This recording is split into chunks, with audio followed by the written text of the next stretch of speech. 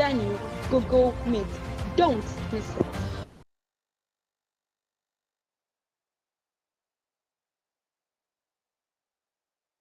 Good evening, ladies and gentlemen. It is an honor to welcome you to the Royal Leadership Conference 1.0, titled Political Leadership, People and Policies.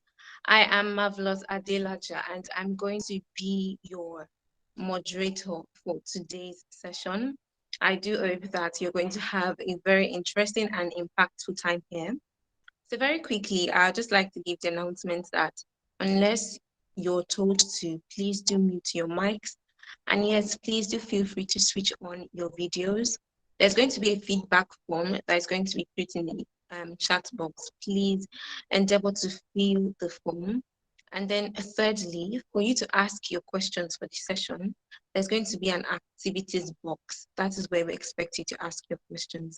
Thank you very much. So because we would want to be on time, we are going to be doing the first thing on the list, which is to take the national anthem. So yes, I would endeavor you to please unmute your mics as we take the national anthem. There's going to be a video playing for the national anthem to be taken. So the very moment it starts, please do feel free to unmute your mics.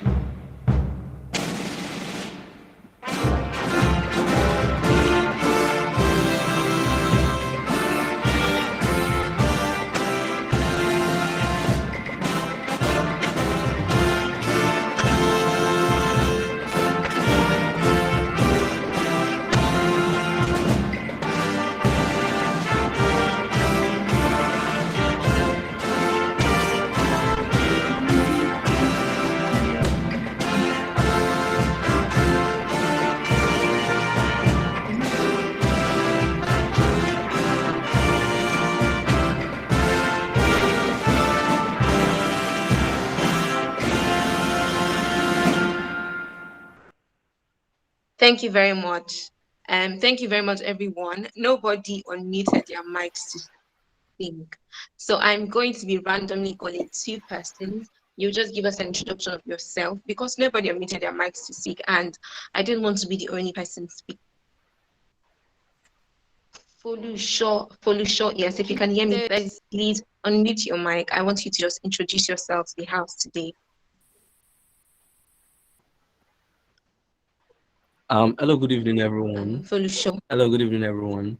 I am Felicia Ayodele, and I'm joining from Lagos. I'm excited to be here, looking to learn a lot. Thank you very much.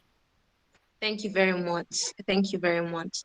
I'm going to be calling on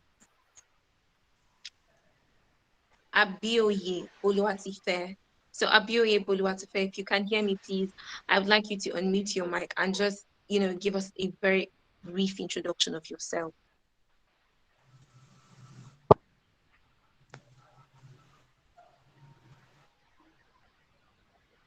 Abioye Boluwatife.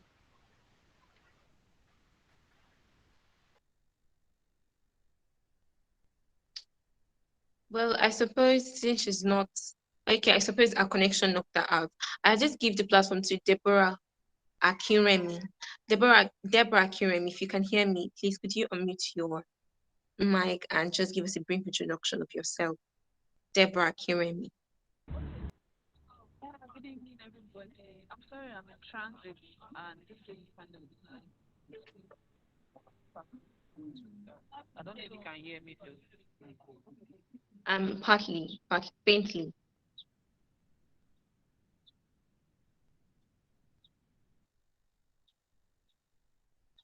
We could hear you, but then I suppose your network is doing its thing.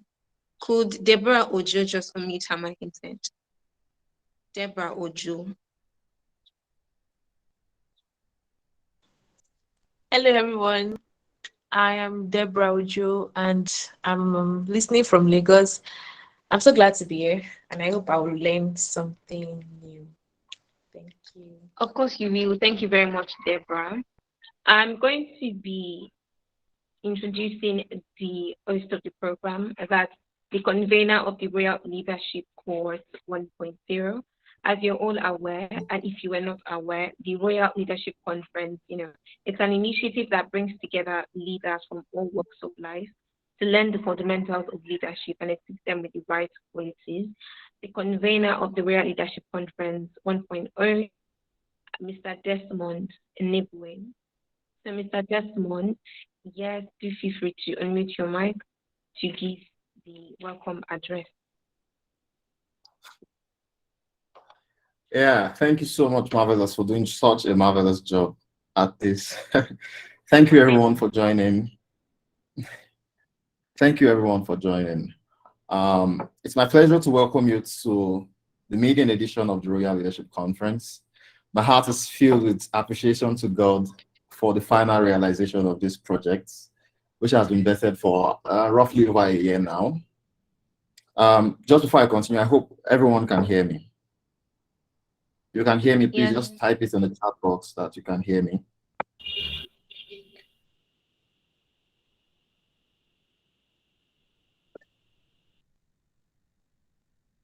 All right, so, okay, thank you very much, everyone. All right, so let me just go ahead. Before, as I continue, I must not fail to recognize the massive turnouts of participants, all of you who are here today, all of you who have registered for this conference, all of you who have attended and are present here today. I'm indeed humbled. I also want to appreciate and recognize the presence of Mr. Emmanuel Olujobi, one of our speakers who's currently here, and Mr. Tobe Nnadozie PT, as he's fondly called, who will join us soon, who have taken out time out of their busy schedules to come and impact us today. Thank you so much. This is the first edition of the Royal Leadership Conference. I say first edition because it is the beginning of many to come, and I must say that everyone here is indeed fortunate to witness its genesis. The theme for this edition is political leadership, people and policies. We have come together at a crucial time in the history of our dear nation, where we, as citizens, cannot afford to fold our hands and say "Qui sera sera," meaning what would be will be. I'm sorry, but what would be would not be until we as citizens begin to act towards getting it to be. When a lot of us hear about politics, our minds are mostly inclined towards holding government positions or being appointed into offices. While that is not wrong, I believe that there is more to it than that. I believe that political leadership should not be left to a group of people alone. In his inaugural address in 1961, President John F. Kennedy gave these inspiring words, which should serve as a charge to us today to see the importance of civic action and public service. His historic word, "Ask not what your country can do for you, ask what you can do for your country," should drive us as young men and women of this great nation into positive and transformative action. The Royal Leadership Conference has been vetted to address these issues and other pressing issues around leadership, and also equip leaders with the right skills that they need to excel. We live in a time where competent leaders are scarce and leaders with character are nowhere to be found. The Royal Leadership Conference comes to fill in this gap and raise leaders who are competent and possess characters that can be vouched for. In his book, My Vision, Challenges in the Race for Excellence, Sheikh Mohammed bin Rashid, the ruler of Dubai, said, "The most gifted leader is the one who does not only shape the present, but also shapes a good part of the future." I'll say that again. The most gifted leader is one who does not only shape the present, but also shapes a good part of the future. Now, these, ladies and gentlemen, is what we plan to do with the Royal Leadership Conference, to shape the present and shape the future leaders. On this note, once again, I welcome you all to the maiden edition of the Royal Leadership Conference. Thank you. Thank you very much, Mr. Desmond, for that heartwarming speech. Beyond being a speech, I do believe that it serves as a call to action for all of us. Mr. Desmond has really hit the hammer on the nail to ensure to remind us of our civic actions and our civic responsibilities. Because we do not want to waste time, I'll be just going on to introduce our first speaker. I'd like to state that first off, we should please remember to mute our mics, which everyone is doing already. Thank you. Please drop your questions in the activities box. There's going to be a feedback form that will be dropped. Please endeavor to fill the form. Our first session is going to be moderated by Mr. Emmanuel Olujobi, and the title of the session is Stepping Up as Individuals of Change. So Mr. Emmanuel Olujobi is an author, is a data analytics trainer, and the host of the monthly Jasper SME Clinic, a community that trains SMEs on the right tools for growth. He currently works as the head of global business at BotPay, a payment solutions provider, and has an MBA from Nextwood University, Washington, D.C. He's going to be answering the session titled Stepping Up as Individuals of Change. Mr. Emmanuel Olujobi, over to you, sir. And yes, it's 35 minutes, sir.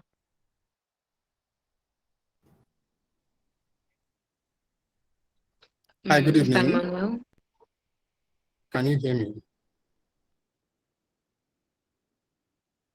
Can you hear me? Yes, we can hear you. Yes, Okay. it was breaking. Good evening. All right, let me know if you can hear me better now. Yes, we can hear you. Oh, great. It's a pleasure being here. Thank you for having me, Desmond. And thank you everyone for coming around. I think I should use this moment to appreciate our leader, our pastor and mentor, Pastor Toby, or Mr. Toby, if he permits me to, for being around. It's a pleasure always being within your community. Today we'll be having a very important discussion, and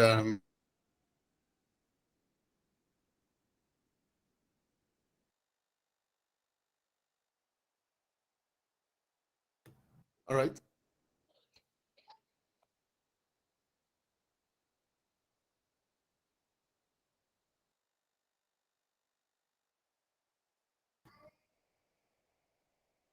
Okay. Can you hear me now? Okay, great. So today we'll be having a very important discussion around political leadership, but more importantly around stepping up as an individual of change. I think this is a very important conversation because of the time we find ourselves. This is the penultimate year before the national elections for those of us in Nigeria. And perhaps you're joining from outside Nigeria. Nigeria is one of the most influential countries in Africa and the largest Black country in the world. As such, you are at the precipice of history, if that's the way it is mentioned, right? So we're going to select a new leader, and it's very important for us to make the right decisions. I also think that the concept of stepping up as individuals of change is born out of the understanding that everybody is a unit that makes up the whole, right? I would like to start by giving an example of a particular scenario I like to quote every time, and that is about the man Kobe Bryant. I watched a video some time back of Kobe Bryant's routine practice every day. So someone had been contacted to, train him, and he had heard so much about Kobe Bryant while he was still, one of the top most basketball players, and he had flown down to, I think it was Los Angeles at the point in time, to, meet with the popular Kobe Bryant and learn from him. Now, what he realized is that the man Kobe Bryant had a routine that impacted his entire lifestyle.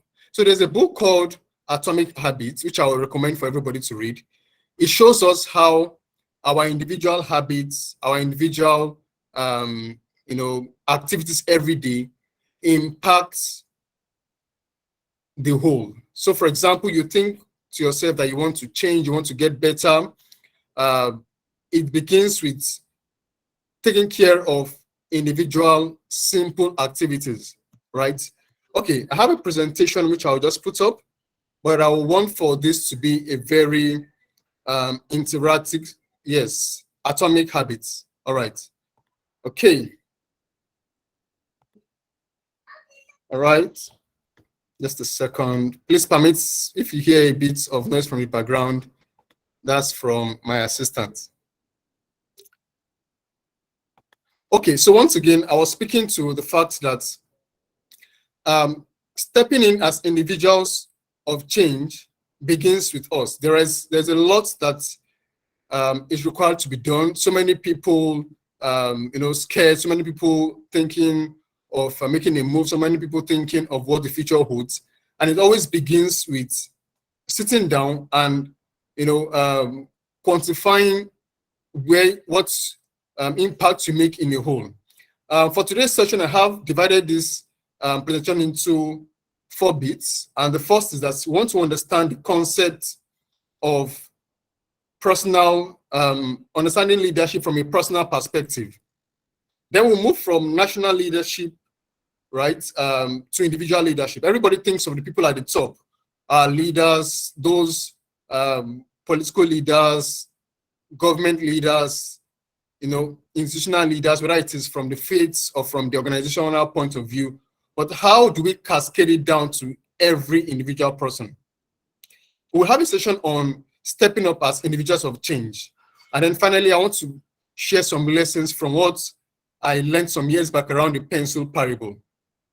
Now, who is an agent of change? I'm going to quote 2 people. The first is Imer Lovegren. Imer Lovegren says that an agent of change is a transformational leader working tirelessly to make both ideas a reality in order to create a more equitable, effective, at the point in time she was speaking at an educational event, so society, organization, educational system.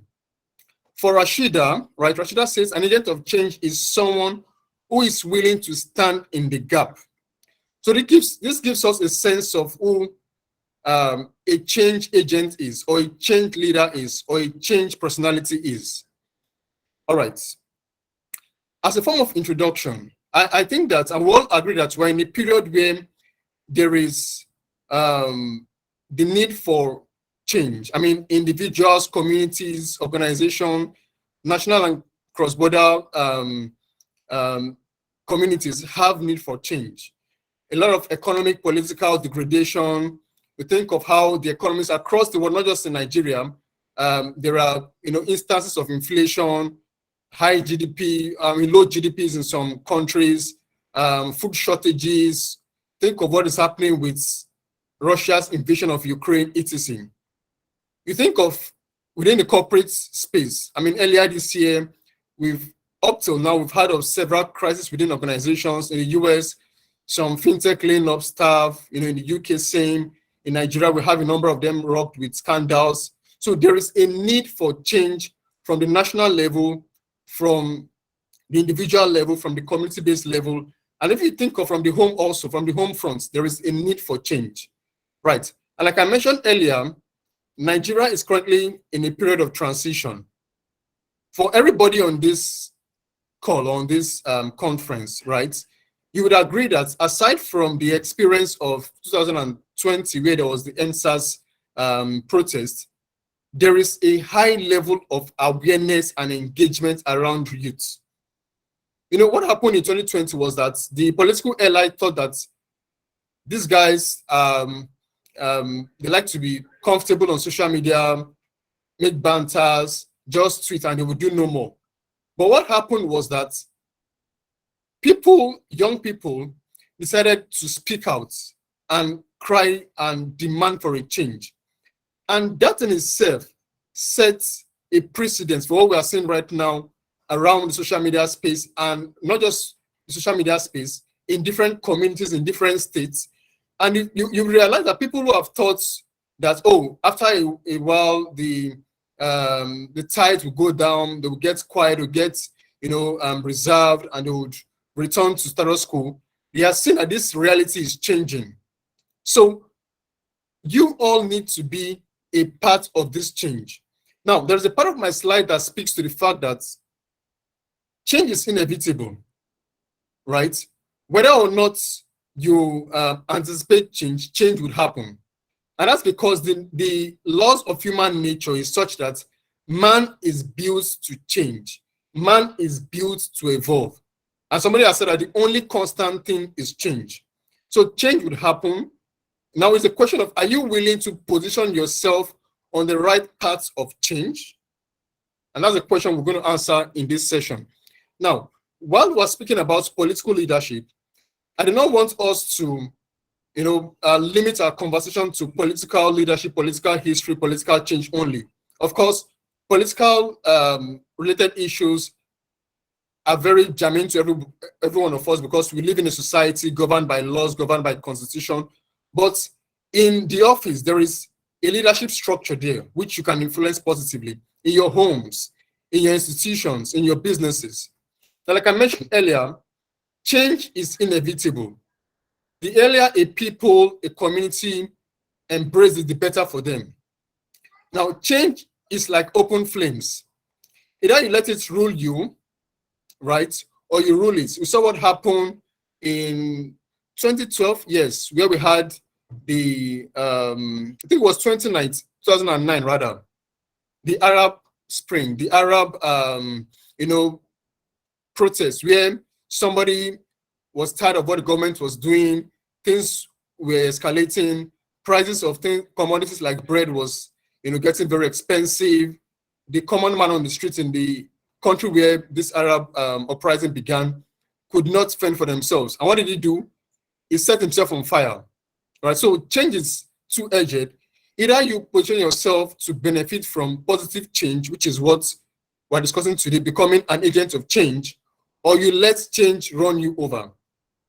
Now, we realize that change in almost all instances begins with one individual.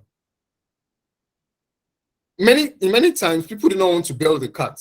People want to say, and think of it, for those of you in Lagos here, right? You think of statement like, I don't really care what is happening. I'm okay with my job. I just want to go to my office and come back. But think of a typical Lagos professional versus somebody who is in maybe a state like Kano, a very politically inclined state like Benin, or for countries like Kenya, countries like Egypt. Everybody is highly politically motivated, right? So you see people saying, oh, I just want to, provided I'm okay, I can relocate, I can take care of my estate and get security. But it always starts with somebody saying, I'm going to make a stake and bail the cat. Think of a Martin Luther King Jr., right? It was not a riffraff, he was well educated, well, but he decided to put himself on the line and cause change.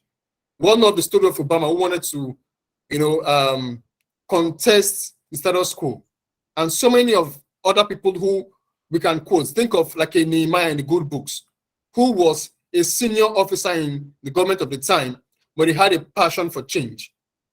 So change, many times, or in almost all cases, begins with somebody who is willing to make a move. Now, let's come back to our constituencies, our homes, our offices, in business. Somebody's thinking in business, right? Things have been done this way all the time, and I think this is status quo. How can I make things better? I was discussing with my colleagues today at the office, and we mentioned that during the height of the COVID-19 lockdown, you realize that banks were on lockdown, right? So you could not go into the bank to transact. The best you could use was your ATM and your ATM for online transactions. You could only go to ATM dispensing machines to withdraw cash because nobody will go to replenish cash, etc. Now, imagine we had not had disruptions in the fintech space that had powered online acceptance, online transaction banking, several digital banking solutions. What would have happened? So change, whether it is in the political sphere, whether it is in in the regular industries, whether it is in finance, in healthcare, always begins with someone's willing to say, I would make a change, I would stake my head, or I would go the extra mile to, make research or make contributions to my community. All right, so I already mentioned how that people influence change. And on top, you see how a couple of people, this is Charlie Chaplin, who made change, right? I mean, it depicted how change could happen without violence. Think of the Mahatma Gandhi also, right? So change does not have to be violent, does not have to be disruptive. Disruptive meaning causing physical damage to property, causing physical damage to government assets, etc. No. So we see in the images below how for those who are resistant to change, it is like water boiling in a kettle. Change would happen sooner or later. And where things are not managed properly, you do not refine the trend of change, or you do not align yourself on the track of change, you get the consequences, right? Okay. Now, let's speak to political change leadership as a case study. There is a statement by one Joseph de Maistre, right? A French philosopher and thought leader. And he has said that every nation deserves the government or the leadership get the leadership or the government it deserves. This is a fundamental law of political leadership. And it's important for us to understand this because if you think of a nation like Nigeria, well, people contest this, this school of thought, but in many cases, very largely, it is true that a nation gets the leadership or the government it deserves, right? So if indeed we want to change, and while I'm not canvassing for any political party or any politician or any body contesting to become our leader, it's important for us, the electorate, to understand that now is the time to get involved in political leadership, in political change leadership, in political change management. You see, there is a myth around politics, the dirty game. The political elites will determine who emerges our leader. And we hear this over and over again, people saying, oh, I don't need to vote. They know who will become leaders. But we see this changing. We see in Osun State some months back how the electorates determined who became their governor. We saw in Edo State a year or two ago how with technology, with people awareness, people are monitoring election results, are monitoring performance, are going grassroots, are employing proper channels to mobilize those who they think deserve leadership. So disabuse your mind or retrain your mind, or you need to relearn from the previous understanding that politics is just for some people, politics is a dirty game, or that some people somewhere will determine who becomes our leader. After all, I don't need to bother myself. You see, one of the reasons why this is very dangerous is because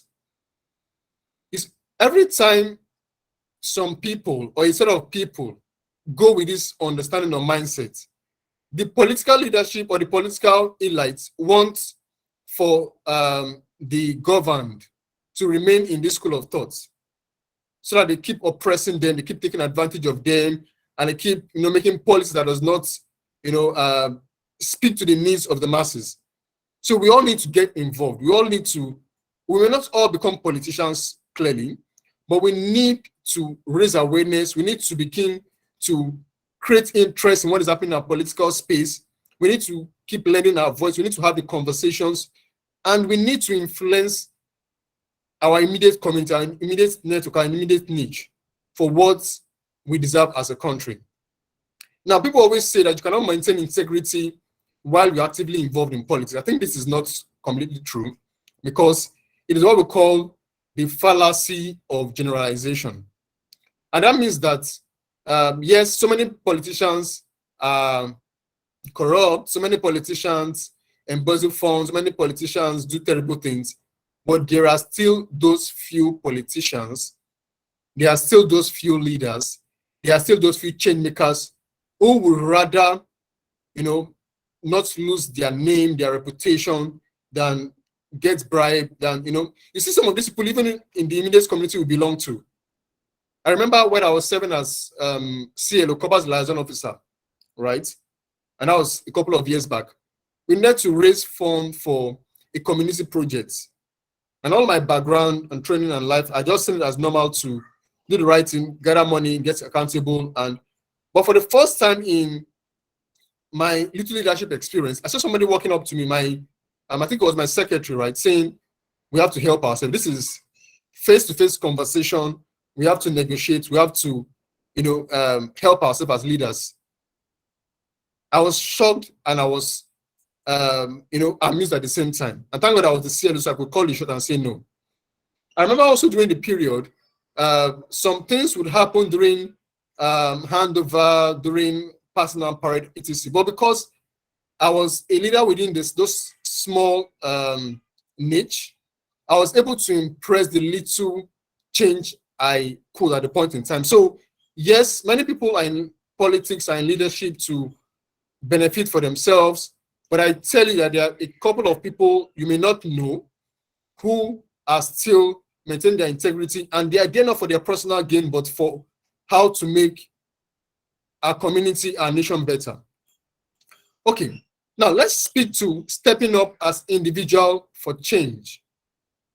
Stepping up as individuals for change. I mentioned earlier that change begins with us. Change begins with us. Nigeria is a country of over 200 million people spread across different parts of the world. We have over 10 million people in the diaspora communities, looking for a better life, looking for change, etc. Right? How do we become change makers? Now, everybody thinks of changing the world, but no one thinks of changing himself. Can we take that again? Everyone thinks of changing the world, but no one thinks of changing himself. And that will take us back to the understanding of Kobe Bryant. I mentioned how he's very disciplined at doing something very little and routine. And that was impressive. When the person who had been hired as a consultant to him came around, he was expecting to see a lot of display by Kobe Bryant, the most sought after basketballer in the world, #1 NBA player, etc. But he found out that this man was, in 2 or 3 hours, was just practicing a simple routine. Simple routine. Think of great men. Think of any great man you know around in the political space, the academic space. You see how simple and niche focused they are, right? So it's important for us to understand that change begins with making or changing ourselves. Change always begins with changing ourselves, and it always seems impossible until it is done. Now, how do you become a change maker? The first thing is to understand your strengths, right? Identify what makes you up. If you're someone who you want to, I was listening to a particular preacher some days back, and this preacher is a medical doctor, right? In the medical profession, was practicing at the time. And he said when he was dispensing his duties as a medical doctor, he always had a burden beyond trying to attend to the needs of his patients. And what he was doing was that he had a desire to help them beyond just the regular administering healthcare, administering mental care, etc. So he went a bit further. We know people who are medical doctors who are right now helping people get a better life.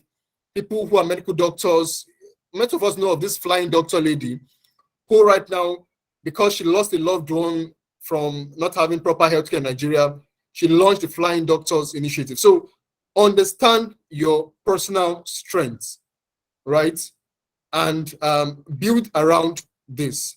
Next is And this is related to the first point. Identify what serves as a form of concern to you. I mentioned cases of the medical doctor. Some people, they may be in banking, they may be in finance, and they find something, make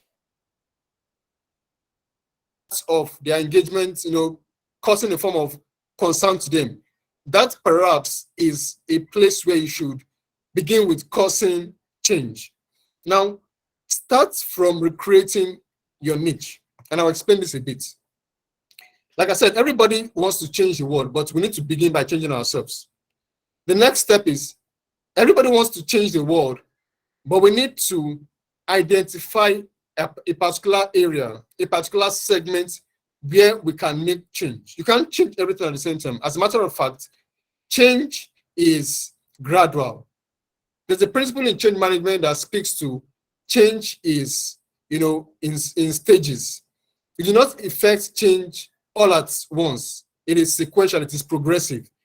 If you attempt to administer change all at once, you will find out that you break the people. So change happens in sequence, change happens in stages.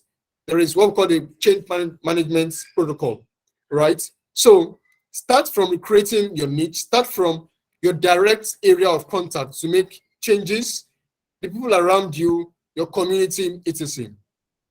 Now, develop interest in conversations that are germane to change. People say, I'm not a politician, I don't care so much about political change, right?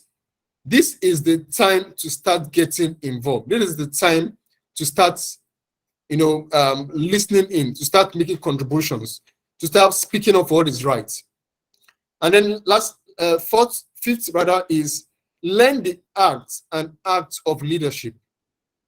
Now, this is very important because there is a limit to the change you can make when you are only a follower. Now, not everybody can be a leader, political leader, leaders up there, but you can be a leader in your sphere. Now, imagine how one policy by Haman, right, would have impacted the entire generation, people, country of the Jews. Just one policy, just one signature. Now, think of another leader, Esther, who by virtue of a position was able to make an impact. Right? So you need to learn the acts and acts of leadership. And this is not again to say you should vie for political position. If you want to, it is absolutely okay. It is a constitutional right to do so. You have what it takes, right? Those who are leading the country, I know it better than you, right? But not everybody can serve as a political leader. There are several ways, several avenues, several methods you can impact as a leader. Right. 6, build a network of like-minded change makers. We need to remember the principle of the fact that the sum of the whole is greater than the sum of the individual parts. And what does this mean? It means that if we have 10 people, and these 10 people are working in silos, one is doing one thing, the next doing the next thing, yes, they may make impact. But when these 10 people come together to pursue a cause, they would achieve maybe 100 times much more than what they would have achieved as individuals. So you need to identify like-minded people if you are to make change. You need to associate with them. It is very difficult to make change as an individual alone. And that is why everybody must be involved in political leadership one way or the other. Do not be a lone ranger. Like I said, the sum or the whole, right, is always much more than the sum of the individual parts. Now, lastly, it's very important for you to stay consistent. You cannot think of making change where you are just attempting to scratch the surface. You try a bit and you face challenges and you want to move on. Stay consistent. Stay consistent in your personal endeavors. Stay consistent in the large scale. Change happens gradually, and change, a positive change, will always have a lasting impact. I tell people that what we are seeing with the current awareness that is happening on social media and off social media, around change in leadership in Nigeria. The truth is, this change may not fully manifest in the next few years. But I'm very happy because we are already on the path of change. Imagine when your daughter, your son, your child, in the next 5 years, in the next 10 years, right, is grown up to become a 10-year-old. You are happy that they are going into a better Nigerian society.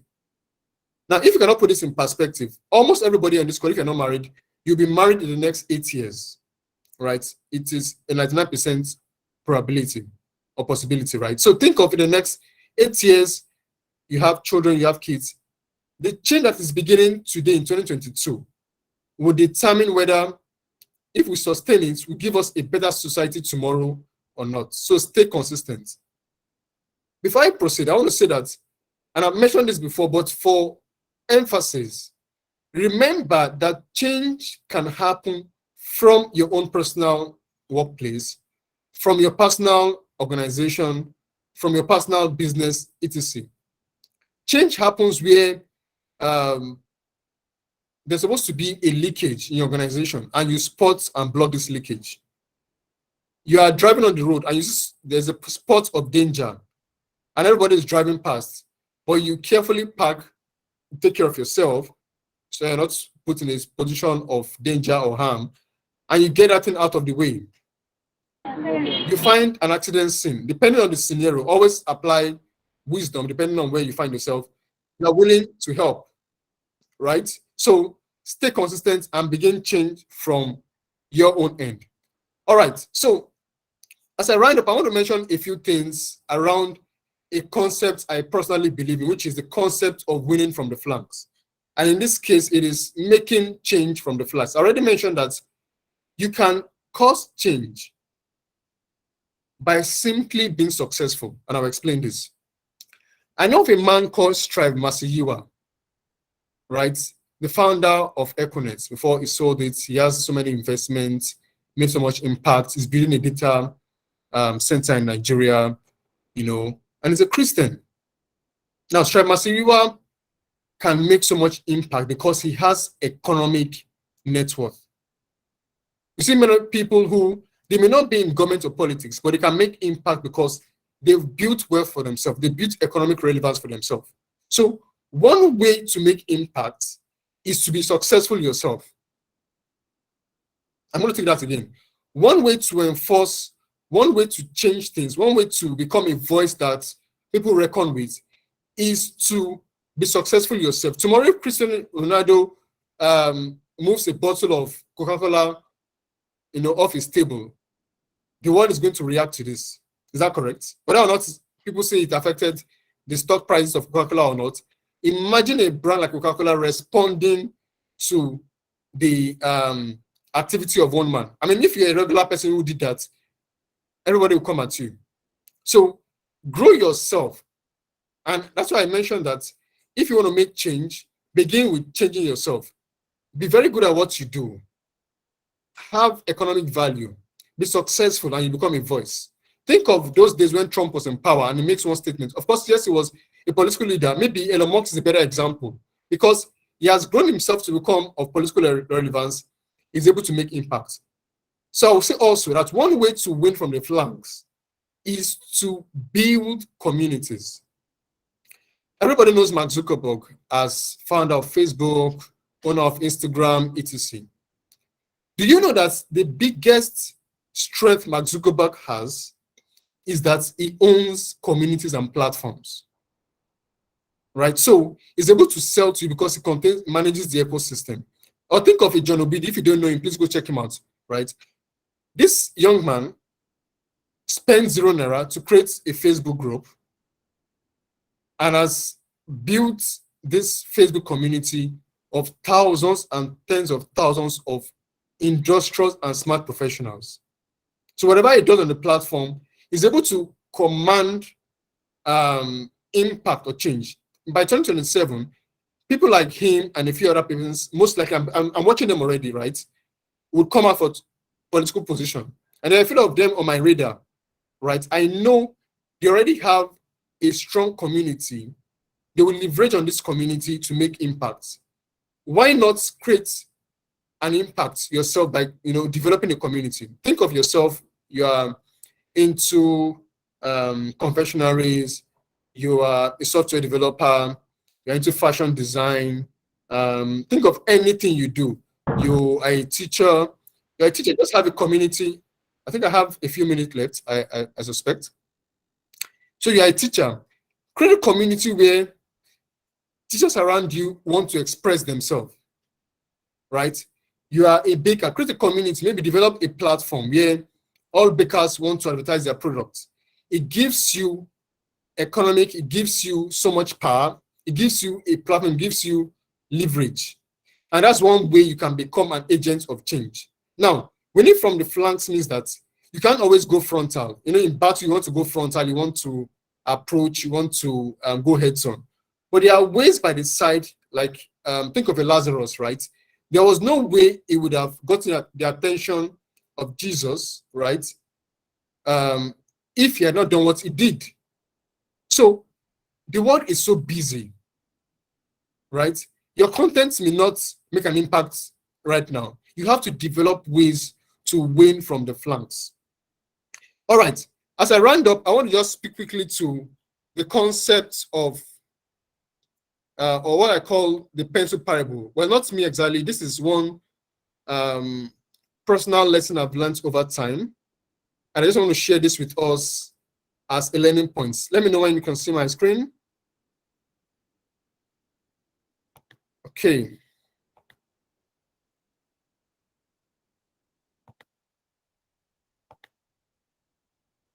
So we've seen your screen before, but we can't see it again. How about now?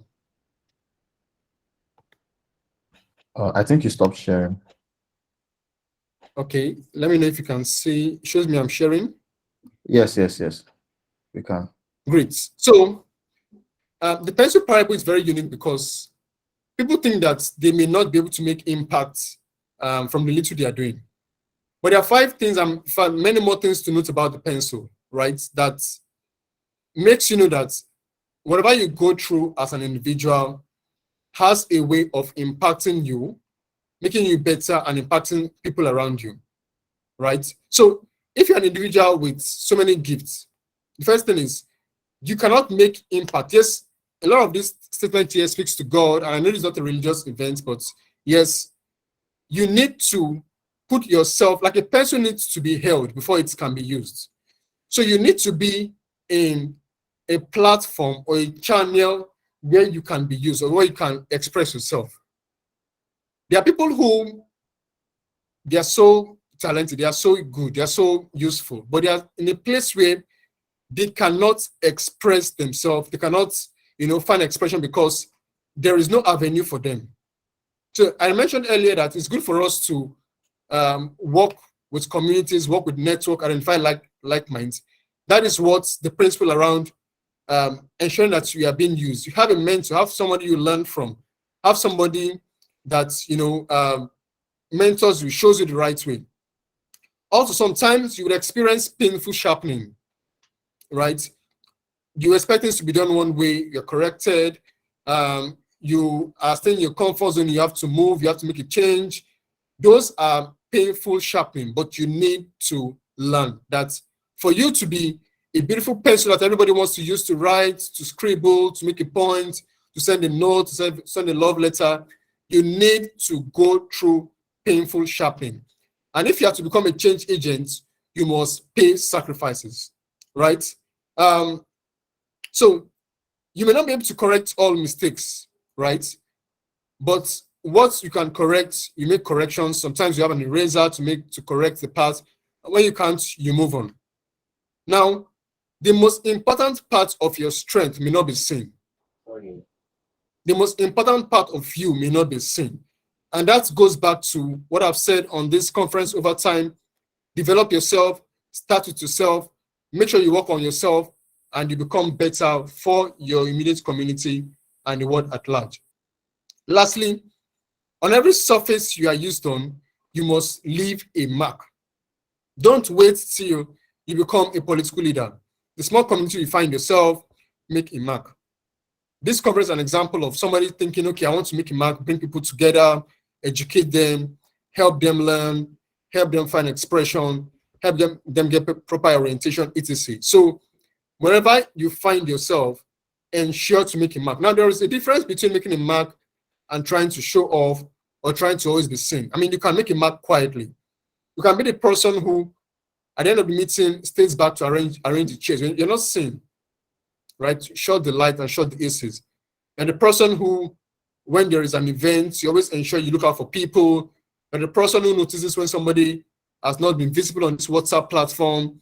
You're the person who thinks, oh, this person might be a danger. How do I help? So it's not about, and in fact, people always want to be seen, always want to be seen, always want to be seen. It is great when in a generation where people want to express themselves, thankful of social media, but you will make a lot of impact sometimes when you do things quietly and people discover you. So thank you again for this opportunity. It's great to speak to us on the impact of change and how we can become change makers. And I hope that we've learned a thing or two, especially for us who are young people, and there's a whole lot ahead of us. Thank you once again.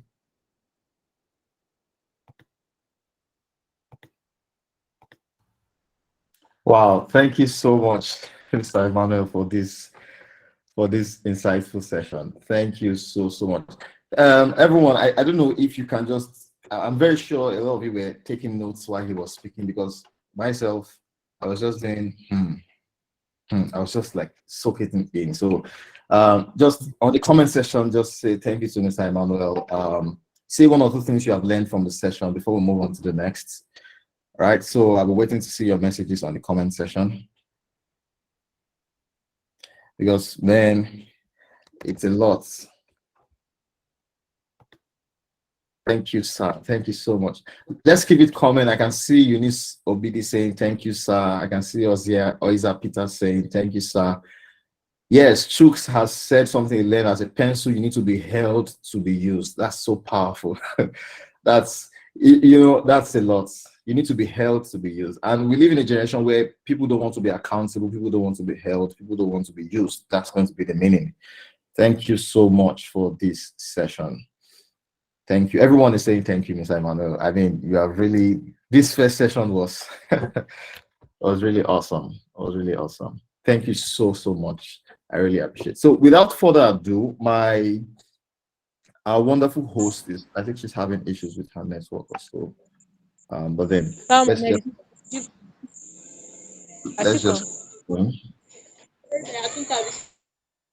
let's just keep it going, right? So the next person we have, let me see if he's around. He's around. I believe he is. I've been around since the beginning. Oh, he's around. Thank you, sir. Thank you, sir. So the next person is our father, our pastor, our mentor. I don't know what other adjective I'm going to use to qualify him today.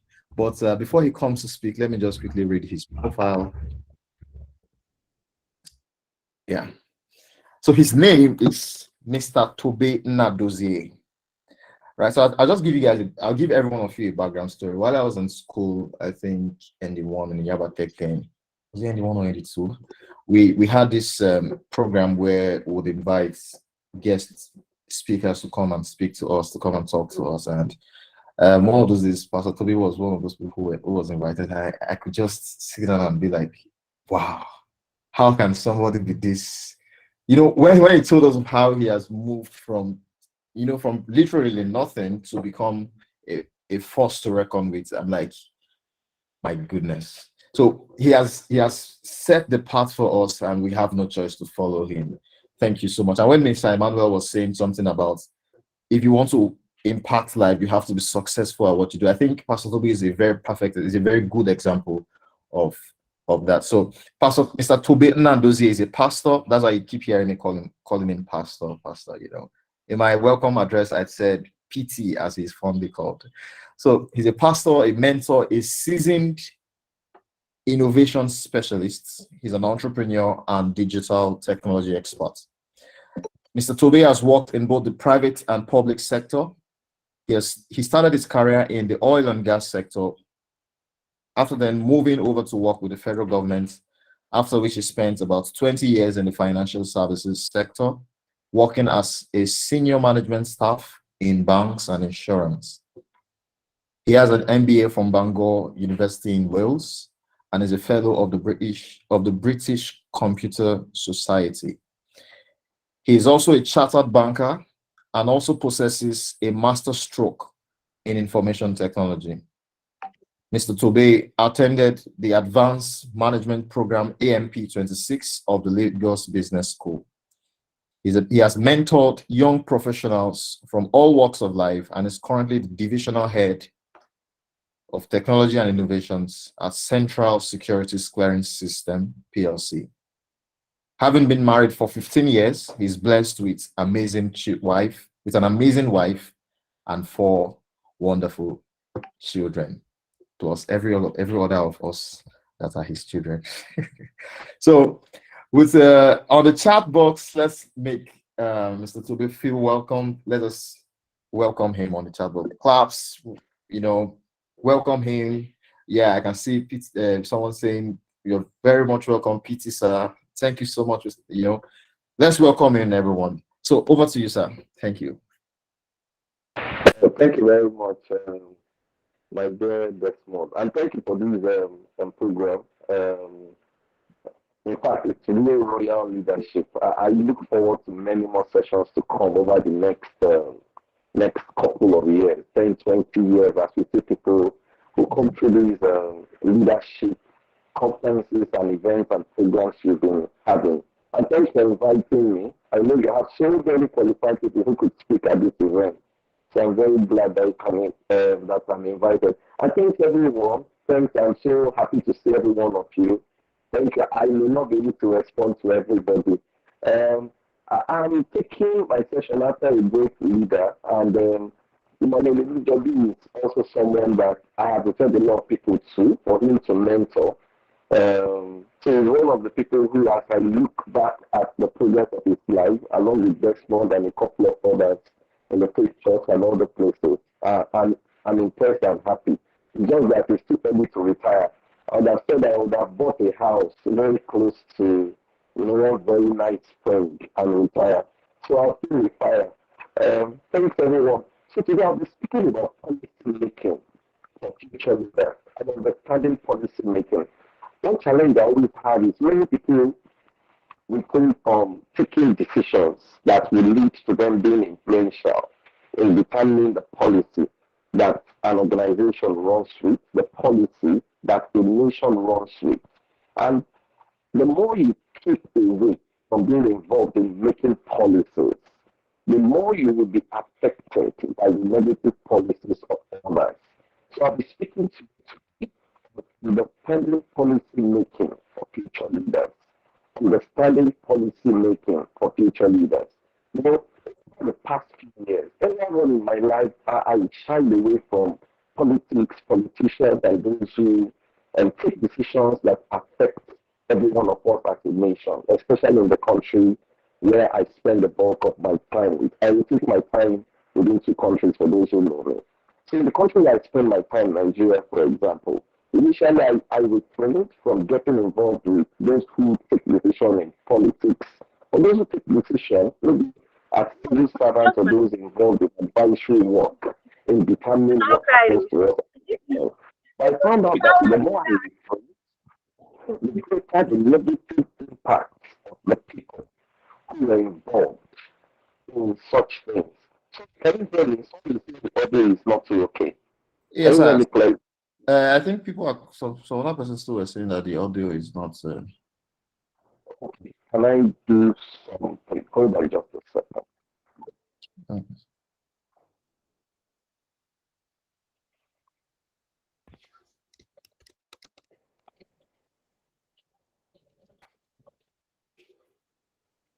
Is it clearer now?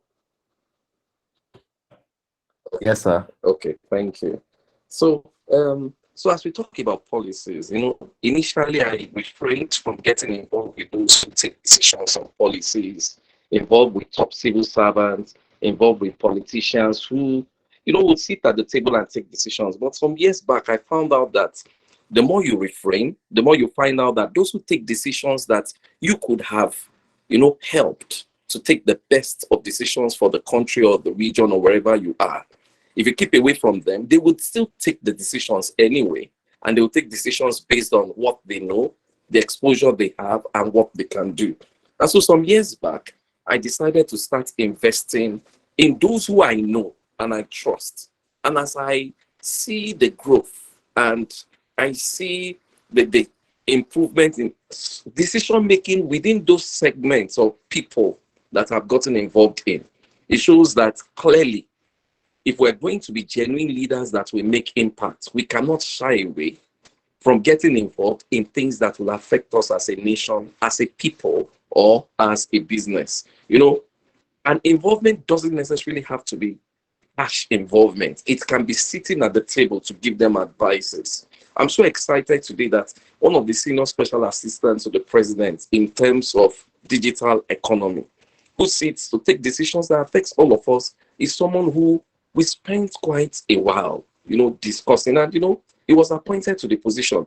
And in the past 2 years, some of the decisions they are beginning to take are positive minded. I've sat with some of the regulators to look at some things that relate to, digital platforms, relate to innovation, relate to empowerment of young people. And I'm glad to say that some of those sit-down sessions have helped to expose these people to certain things which have helped. Now, I am doing my quota. The question is, are you contributing your quota towards making sure that policy making is where it should be? If you don't, like I repeat, the policies will still be made. It will affect you. But unfortunately, if you don't help to make it better, it will affect you negatively. So policy making is a principle of group of actions that have been proposed or that have been adopted by an individual, a group, a business, or a government. And every one of us will be impacted by policies that people make, even though it's few individuals that make the policies. So the question is, how do you understand policy making so that as a future leader, you'll be able to make impact? I'll quickly talk about a couple of things. Number one, I call it illuminating examination. You need to begin to ask questions. Why? What? How? When? Why is this nation the way it is? Who are the people that have contributed to where we are today? Why is this state the way it is? Why is my local government the way it is? Why is my estate the way it is? What can be done? You need to have what we call illuminating examination, not just face value illumination. You need to get data, you need to discuss, you may need to do interviews, you may need to sacrifice. Why are we where we are? If you don't understand where we were at, you will join the bandwagon of people who will just sink, follow a certain person until you find out you are going lower in the pit instead of getting out of the pit. Illuminating examination. And as you do it for the nation, as you do it for every other thing, you should also do it for your life. You should do it for your business. You should do it for any group you are involved in. Listen, if I'm involved in a group, the illuminating examination will determine how long I will be in that group. Life is too short to spend precious part of your life involved in something that doesn't make sense or doesn't bring value. There are companies have stepped out of the boards. There are groups I've stepped out of. There are places I have walked out of because as I went through an illuminating examination of why is this happening? Why are we here? What can be done? Can anything be done? Do I have enough resources to put to create the right type of change as I sit in leadership in such places where I find out as a leader I cannot make impacts after my illuminating examination? There's no use being there. You can take that energy and devote it to somewhere. But as we come to a nation like ours or whatever country you are connected to, I know people are connected from different countries. You need to begin to ask yourself, why is my country the way it is? How did we get to where we are? Is there anything that can be done? Illuminating examination. As you go through that illuminating examination, it will determine the next set of action that you need to do. To make policies, you need to know why you are where you are. Some call it the SWOT analysis, but I call it the illuminating examination because you have to examine and examine so that you can get insights. The next thing is intentional education. See, if you are going to make policies, after examination, you need to have what we call intentional education. You need to understand what to do. Don't just know where you are at. How can you change the situation? How can you make policies that will transform this situation? Intentional education. And as we come to intentional education, there are 3 types of schooling. Because of my faith, the first type of schooling is scriptural schooling. And I find out that many things which we pass through, there is something in scriptures that can help you get a better situation out of a bad situation.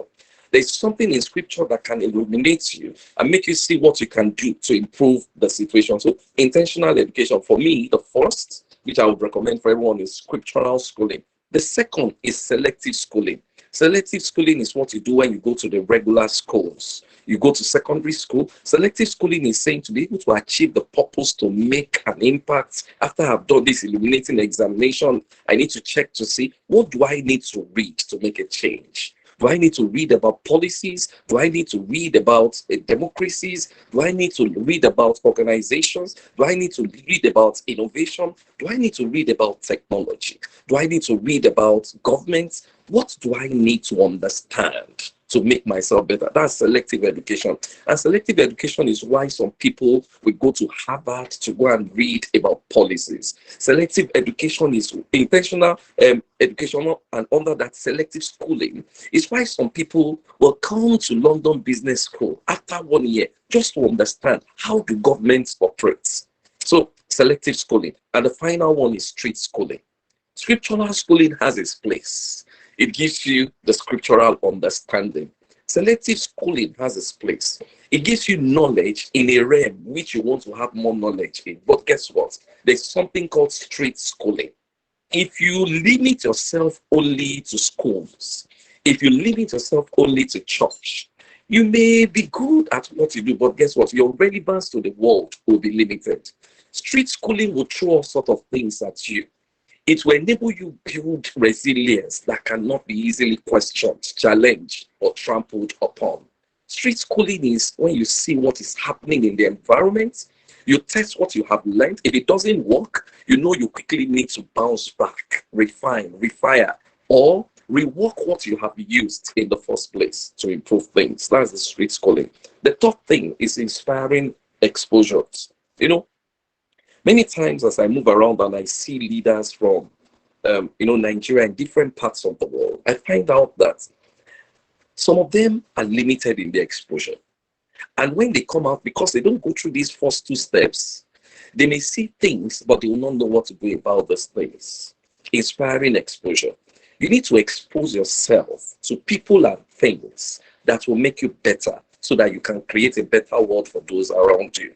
And as we talk about inspiring exposures, what are the type of affiliations you have? You know, just a couple of weeks, I was presenting a paper at the Nigerian Computer Society conference, annual conference. And, the president came to meet me and he was, challenging me that how come you're a fellow in the British Computer Society and you're not a fellow in the Nigerian Computer Society? I told him, I said, see, it's about affiliation. My first few years working in the tech world, I found out that the Nigerian Computer Society wasn't going to help me to be better in my career. It wasn't going to help me to be deep because at that time, the people in the leadership of the Nigerian Computer Society were merely interested in political appointments and a couple of things. How would that improve my career? I wanted to go into digital world. I wanted to do innovation. I was involved in programming. I was involved in enterprise architecture. How does someone fight to become permanent secretary or a minister or a board member as a leader of a computer society impact on what I would do? Of course, affiliation needs to be right if you need to get inspiring exposure. I immediately registered myself in the British Computer Society. Eventually, I became a fellow there. You need to check your type of affiliations. If the affiliation is not adding value to you, then why are you there? I mean, today, things are better with Nigerian Computer Society. And now, I came back home and I joined the Nigerian Computer Society because things have changed. But guess what? For the last 7 to 10 years while I've been in the British Computer Society, I have seen massive changes because the materials I have been given over time have made me to become a better tech person, made me to become a better digital person, made me to be better in terms of relating, in terms of what I do across the world. So, inspiring exposure, your affiliation. Number 2, your attachments. Who are those connected to you? Who are those you are connected to? It's very important. Now, some years back, I found an opportunity to work with one of the great or most impactful financial services leader in the country. And I took a huge course to work with him. But many people were asking me, why will you take a huge course to work with him? I said, I need to be attached to this man to understand how he reasons, to take the type of decisions that have taken him to where he is. And every time I sit with him, I pick my notes, and he's wondering, he would ask me, Toby, why are you writing? I said, see, I came here to understudy you. I did not come here to earn money. And when I talk about the margin in terms of salary, I'm talking about over 8 million just to understudy a man. After understudying him, I got more than 25 million on top of what I was earning because I became a different being. I understood how someone who wanted to get to the top of the top thinks and why he has maintained a sustained state there.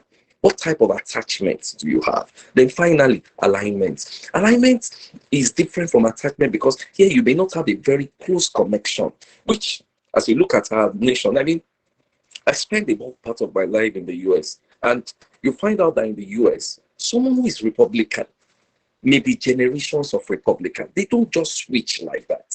You don't find people jumping kettle. People follow a philosophy, and that philosophy affects how they think, what they do, and who they relate with. Not just someone who just jumps anywhere. No, you need to have a philosophy of your life, because if you can build on the base of a philosophy, you'll be better, and people will be able to understand the type of person you are. Don't just jump, have an alignment. Then the fourth thing which I will talk about is interactive expression. So the first thing has to happen. The second has to happen. The third has to happen before you start coming out. Interactive expression. If you don't have illuminating examination, then don't get to this point of relating. If you have not been educated properly, what value will you give to people? If you've not been exposed, even if you come out, you'll find out that what you are presenting to people will not have the right type. So interactive expression. What value are you putting on the table as a leader? Under interactive expression, three things. Number one is value. What value do you have? After having gone through what the situation is, what can be done to improve it, you've educated yourself. What value are you putting on the table? Number two is volunteering. You see, I don't know why many people don't like volunteering. You need to learn how to give service. Those who are great policy makers are those who have learned how to sacrifice their time and resources to give value to others. You need to learn to volunteer. And finally, viability. Giving value is great. Volunteering is great, but how valuable is the value you are putting on the table? The other day I was in a shop and they were giving out free fruits, but as I checked the fruits were about to expire. So good fruit, but does it have long span? What is the expiry date of the value you are putting on the table as a leader? So you need to make sure you interact, have value, volunteer, sacrifice, help people, build up people, then be viable. Number 5, inclusive engagement. Now, after relating with people, you need to engage. And engagement is now mostly a one-to-one relationship. As we talk about engagement, as a leader, you need to be a pilot, be ahead. I love telling the story of a captain in the army. And this captain in the army, very young guy. Those who know me know I say this story a lot. Very young captain. He had just joined the army and that was his first promotion. And he was sent to war. And when he was sent to war as a captain, those who had been in the army for 20-something years, for close to 30 years, they found out that the captain had just been there for 4 years. And so they said to the captain, what are you going to do? This war, the bullets will soon start flying. And he said, I'm the leader. I have to pilot, I have to lead you, I have to be ahead. And he put in all his learnings, he put fear aside, he led the troop. From the day he led them into the war, everybody started respecting him. If you are going to be a leader who would make the right policies, you need to know how to pilot things. Learn to take risk, measured risk though, but learn to take risk. Learn to step your foot forward. Stop staying behind. Pilot. Number two, partner. As a leader, you need to learn how to work with a couple of people. Don't just move alone. I mean, look at this interesting leadership conference we're having today. And we have people in this leadership conference. If the convener of the conference had handled everything himself alone, will not have as much impact. You need to learn to partner. Then, this is very important, policing. Policing is check to see where the risk is becoming too bad, that it will destroy the value which you have placed on the table. So as leaders, as we engage with people, we need to learn to police them, positive policing this way, then impactful evidences. I think our first speaker spoke about this. If you are going to learn to make policy as a future leader, there needs to be evidence of what you have done. And number one, you need to groom leaders. Everybody can groom leaders. You may have a lead to the level at which you can groom a leader at where you are at today. But why don't you start doing something for those who are not where you are at? Impactful evidences. Number one, groom leaders. Number two, guide leaders. And number three, gift leaders. I'll talk to you what gifting leaders is. Gifting leader is volunteering for a leader. It means you as an individual, you look at someone who inspires you, who motivates you, contribute something to that person's world, make a mark. It does two things to you. Number one, it gives you boldness that you are getting closer to your target. Because if what you are contributing is able to have a staying power with that leader, then people would say, oh yes. You yourself, you would be happy. You know, just recently, my son joined the band in his school. And then, you know, when he joined the band in his school, I watched his confidence begin to go higher. And if you watch the band in the school when there is a game, the way they march, the way they move, there is, you know, synchronization in their movements, the sounds and everything. From the day he was accepted to join the people to, you know, be in the band whenever there is a major competition, his confidence shot up. See, when you gift leaders, when you gift what you have now into a place where you would see it accepted, it's going to boost you as a leader. Finally, I'll round up with this. Sorry, I hope my time is not too far gone. Indomitable energy. As a leader, if you are going to make policies, you need to understand that you are going to be competing with those who don't have as much as you have. You are going to be competing with those who are not as committed as you are. You are going to be competing with those who are not interested in the progress and the future proofing of the organization or the nation. Those people shout the most. You are going to be competing with them to put policies that will move the organization or the nation forward. You need to have what I call indomitable energy that doesn't give up. What is indomitable energy? Number one, it is a teachable energy. So that means you need to have that type of energy that even though it is running, it is able to swerve, it is able to move under the guidance of someone who has a positive mark. Number two, thoughtful energy. Don't just have energy that scatters its resources everywhere. If you're going to make policies that will make impact, sometimes you need to hit the same thing over and over and over and over and over. You know, I remember there was a time I wanted to join a particular board, and I've been looking forward to joining that board. You know, first year, it didn't happen. Second year, it didn't happen. Third year, it didn't happen. Fourth year, it didn't happen. Eventually, by the fifth year, I had an offer to join that board. I joined the board. By the 8th, 9th year, I have an offer to join 3 of such boards currently. I am the one making the selection. What if I give up after my second year? Sometimes it's not how good you are that puts you at the top of the table. There are other forces to contend with. So you need to have thoughtful energy that strikes and keeps striking, knowing that at the end of the day, positive results will come out of it.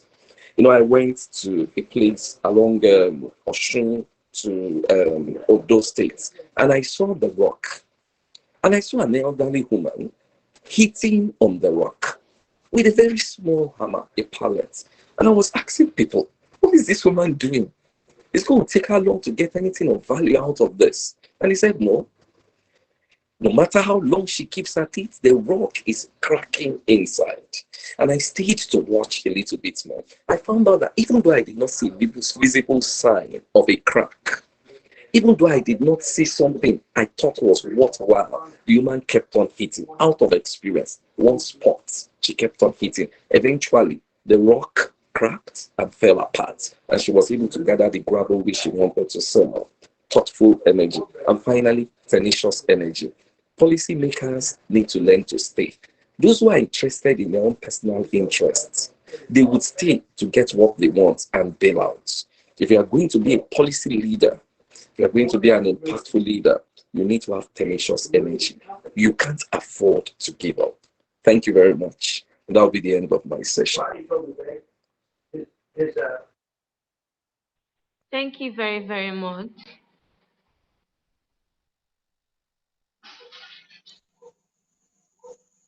Wow.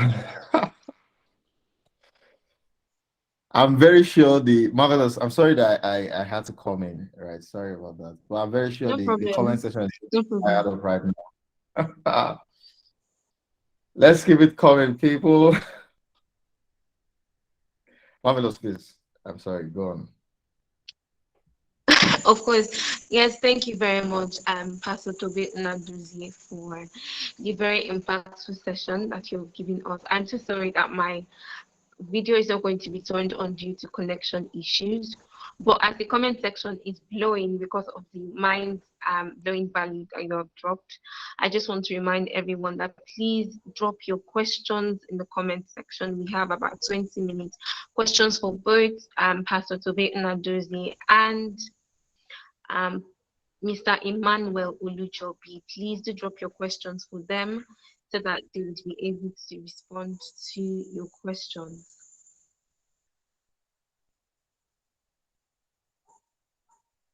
Yes, the recording of the session is going to be made available. There's also going to be a feedback form that you have to fill.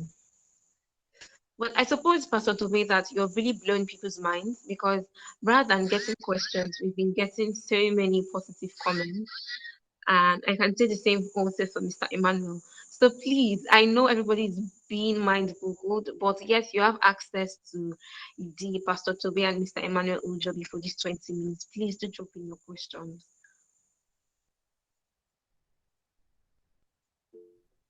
Okay, I can see someone raising up their hand. I don't know if they want to ask a question. Okay, then. Perhaps they could just unmute their mics instead. Okay. So we have two people. Three. Please, if you have questions, just raise your hand. So I have. Okay, we have 2, 3. We're going to there's 5. one in the comment section. I can see one in the comment section. Yes, Sam Chooks, please go ahead. Please go ahead with using the comment section. Yes, if you're on comment section. So we have 4. One more person. 5. So we have 5 people who have raised their hands. Marvelous. Sure. Yeah. Yeah, so I can see Toluwalashe Fayombo. Please, can you just unmute your mic and begin speaking? Toluwalashe. Okay. Good evening, sir. Good evening, everyone. Good evening. Please, before you ask your question, would like you to keep it as brief as possible, and also, if you can, just tell us or tell who you are asking the question to, or is it Mr. Tobe, or so that we can just direct the question to the right person. Thank you.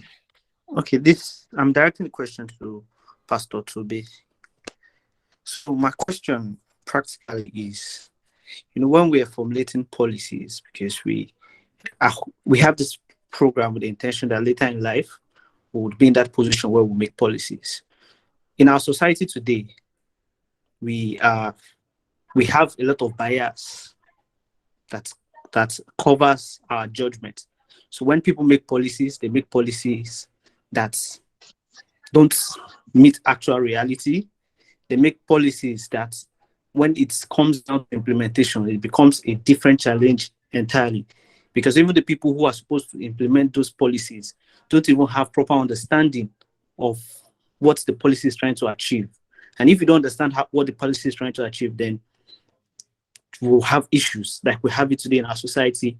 Normally, like from my understanding of strategy, if you have a good strategy, once the strategy is put out and it's implemented from the top straight down to the bottom, everybody will feel it, especially if it's a good policy.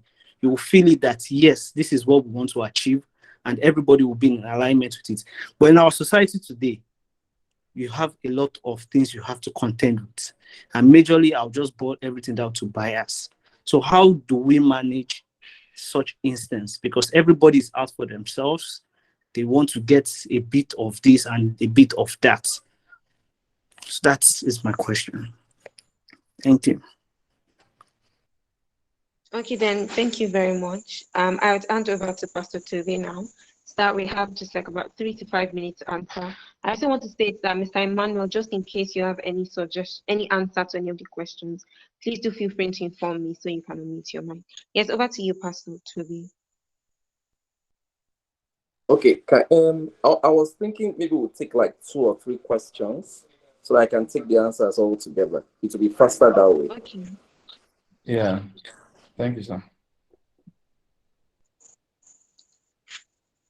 So, Victor Okechukwu Chimezie. Victor, please do unmute your mic and speak. Hello, everyone. Good evening, sir. I want to thank you for that amazing lecture. Although I must apologize, I didn't join in quite early, but of course, I've sat under your teachings and your preachings lots of time, and it's always been mind-blowing and inspiring and soul lifting. I'm really delighted to be in this meeting and this program. And my question is, in today's world, looking at politics and policy making, what is the place of conviction and morality? Because we see a lot of course, when I say morality, I mean integrity. We see a lot of things happening around the space globally, where there is really basically people with almost no conviction and no one stand. So, of course, I want to say place for Christians, but let me bring it down to the place of conviction and morality in today's politics and policy making. That's my question, sir.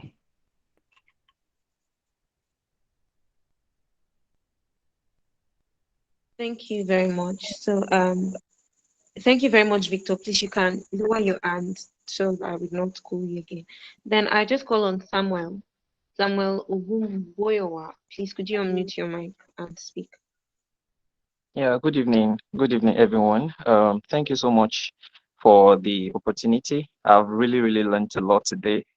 I didn't intend to stay this long in the meeting. I just want to jump in, jump out, but I've been in all through, captivated by everything that has been taught. And I really appreciate this platform. So I want to direct my question to Pastor Tolu or Pastor Mr. Livinus. That's what I kept saying on my screen. Thank you so much for that amazing lecture, sir. So my question is, I know there are times and several times, obviously, that you've gotten discouraged. Challenges come and maybe reactions from people. You're trying to do something positive.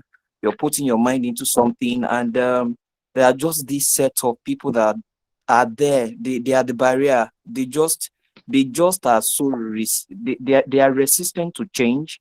They just want to maintain the status quo, and then those kind of situations can be very discouraging. And change, of course, you know, you want to do your best to ensure that the right things are done. How do you get on your feet? How do you put yourself together? How do you forge on? How do you overcome those situations? I like maybe if you cite 1 or 2 examples of issues that you have gone through in that category, and it will really help, sir. Thank you very much. Thank you very much, Samuel. I think Pastor Tobe, you could start off with these 3.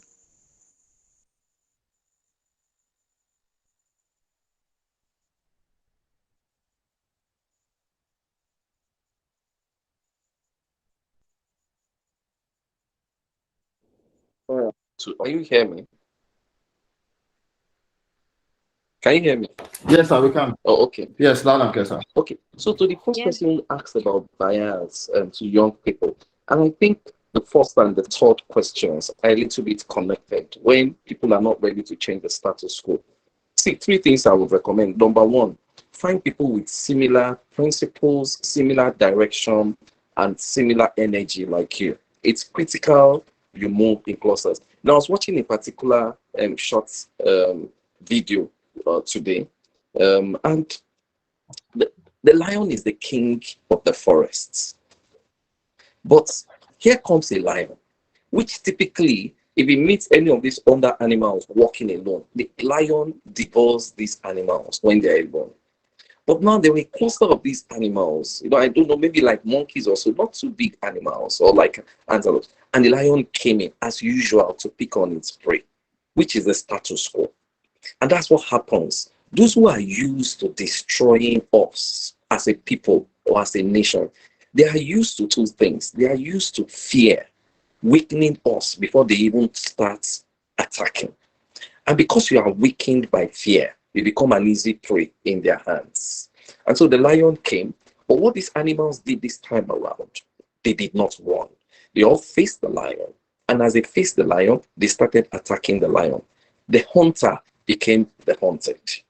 If you are going to repeat the same thing, which is what normally happens whenever there is a change, find people who have similar principles, who have similar direction, who have similar energy like you, or at least close to what you have, so that you are not walking alone.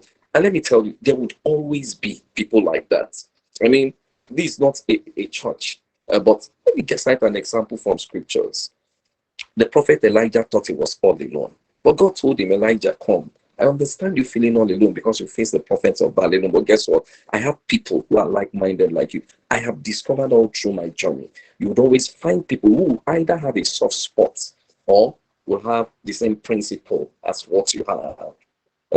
So find them. That's number one. Number two is move as a cluster.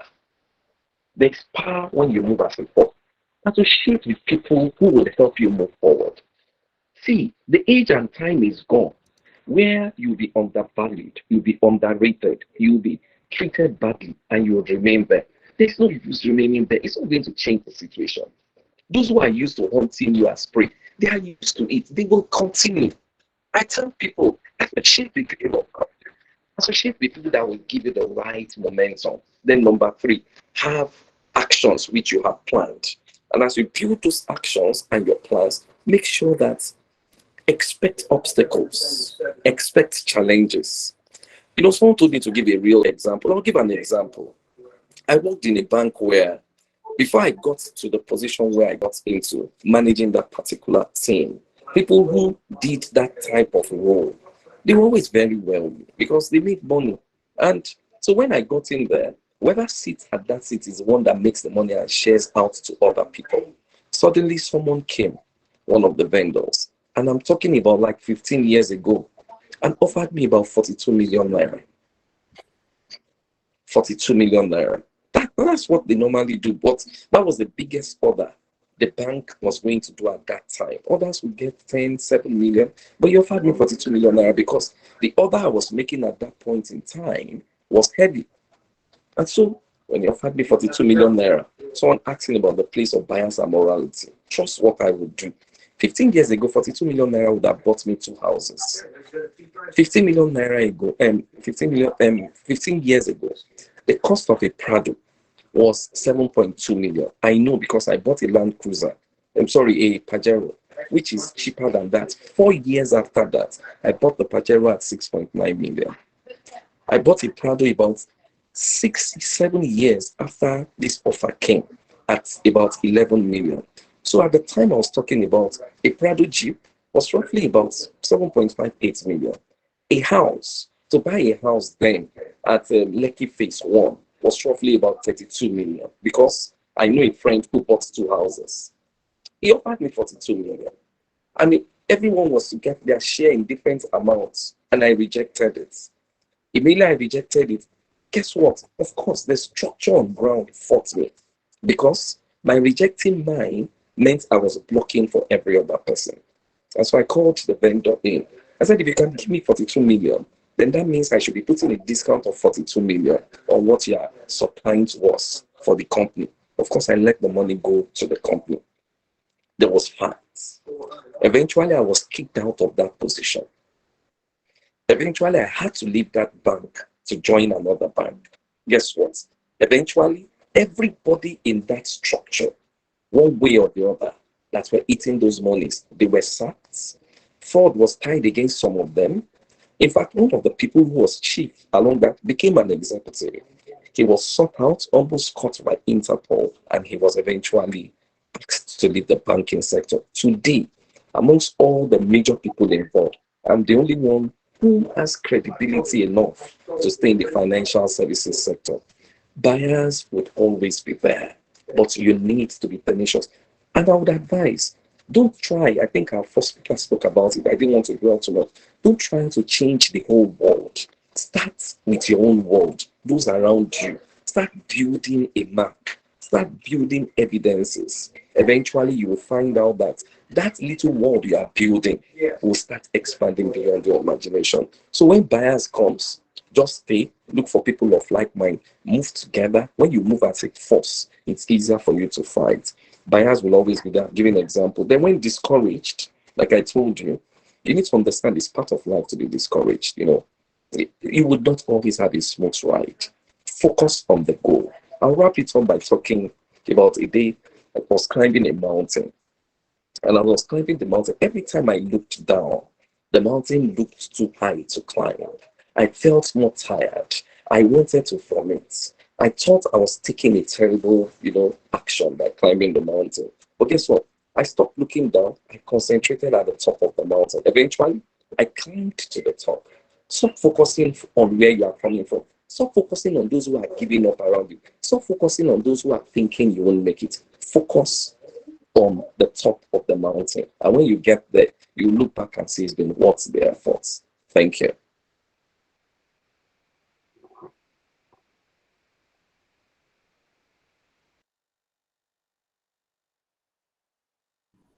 Thank you so much, sir.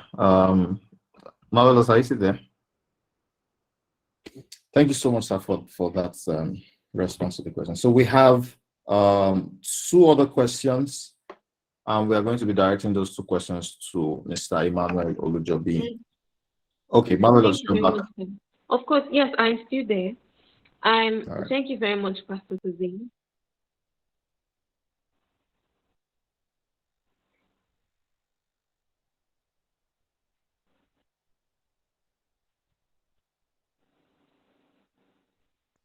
Yes, we have 2 other questions, and we'll be directing them to Mr. Emmanuel Olujobi. Yes, Mr. Emmanuel Olujobi. So the first question goes, entrepreneurship and politics, is it advisable? While the second question is, leadership is something of importance to me, but the place of personal success, how can I start to accomplish personal success? Are there milestones I need to hit on a personal note? How does one cope with trusting one's inherent ability? And the third one is it right to have the notion that not everyone is meant to be a leader? I actually do run away from leadership positions, but they keep coming at me, and it takes time to get myself adjusting to this leadership role. Is there a way this can be overcome and possibly worked on? So yes, Mr. Emmanuel Ulujobi, over to you, sir. Okay, so I will start with the first question, and want to thank Pastor and Mentor once again for his great insights. I had a whole lot to learn under him every time I listen to him. So to the first question, yes, leadership and entrepreneurship. As a matter of fact, we need to understand that the first point of understanding is that you want to become an agent of change or an agent for change. So if you have an opportunity to, be in a position of formal, structured leadership, that's fine. You can make impact. Now, if you're an entrepreneur, it means you already have a platform to enforce leadership or to impact people around you. So it should not be a question of leadership or entrepreneurship, because as a matter of fact, if you are a leader, political leader, you are in some form an entrepreneur, because you are managing resources, you are managing people, you are managing opportunities, right? So the better way to look at this is you have a platform either as a conventional leader, or you have a platform as an entrepreneur to make change. I'm going to emphasize something that I mentioned, and our leader and mentor, Pastor Tobe, has mentioned also, is always look at the opportunities, the privileges you have as a medium for impacting change. You may be a teacher, you may be a seamstress, you may be anything, a lawyer, a doctor, whatever it is you are doing, you have an opportunity to make change from where you are. Now, I'll close by saying this before I move to the next question. I can't but just quote the good books. And I think of someone like David, right, who was managing flock, right? He was far away in the field, nobody was observing him, but was grooming himself for opportunities. So he may be at home, ASU strike, you may be in a place of work where you do not have all the time to express yourself, but keep using the opportunities you have to develop yourself, to get better, to read, to practice, because there will come an opportunity where you need to express yourself and make change. So whether you're an entrepreneur or a conventional leader, you have a platform to make change. All right, what's the next question?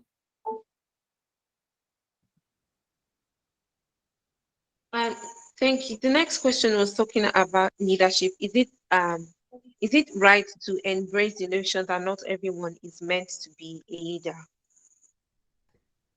A very important question again, because we have defined leadership in form of holding a role, holding a position, being on top of so many people underneath you, right? But you can be a leader in so many other ways, right? Think of people who, with their pain, they are causing change to happen. Think of people, a few days back, I think a lady, a small girl in one of the countries in Arab lost her life because she was trying to save many people from, I think, a fire incident. So she saved so many people, but from, adrenaline surge and from all the fire burns, she died. This lady was a leader. Think of Dr. Stella, right, in 2014, who helped to manage the spread of Ebola. She's going to be celebrated every time, right? She was a leader in her capacity, right? So I want us to approach leadership, or approach this conversation, as not just the position framework for leadership, right? But opportunities you have, the talent you have, the gifts you have. If you are wealthy, use your wealth to help or promote a particular cause. If you are in a leadership position, think of those who should really benefit from what you have. If you have access, think of how you can use your access to get people better. And I talked about building communities, right? I'm very, very passionate about building communities, because it is one great way to enforce good leadership. So yes, not everybody will be a leader as it's were, but we have the opportunity to become leaders by influencing our niche. All right. Is there any other question? No, thank you very much, Mr. Emmanuel Olujobi. Thank you so much. I'm going to be telling Kolawole Iyanuoluwa to please unmute his mic and ask his question. Kolawole Iyanuoluwa. Yeah, okay, thank you. Good evening, everyone. My question is on this leadership aspect of the thing, because several times I see leadership role as a very taxing one. Okay, for instance, my question is basically on this. Like for me now, personally, I like doing service to humanity within my community and extended.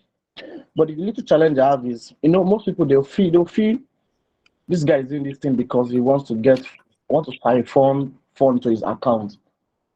So that's why most times I have challenge with doing the registration of my foundation. Let me use the word foundation. So my question is, how do we erase the impression of this money that's going to be gotten from friends, colleagues, family member? It's not going to be used for something else.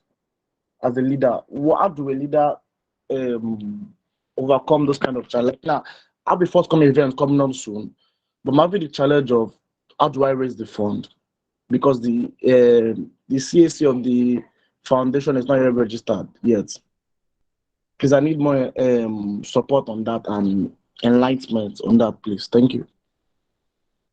Thank you very much. Please, you didn't state who your question was meant for. Sorry, for the second speaker, please, on leadership aspect, please. Mr. Okay then. Thank you very much. I would like to at this point say that we should not forget to tweet about our learnings in during this conference. Please use the tag #Royal Leadership Conference. Please do not forget to tweet about your learnings. Yes, EC Anna, you can please unmute your mic and ask your question.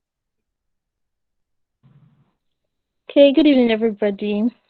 Good evening, Marvelous. Thank you for the opportunity to ask my question. I want to say thank you to the host, Mr. Desmond, and to the speakers, Pastor Nadozie and Mr. Olujobi. I have actually gained a lot.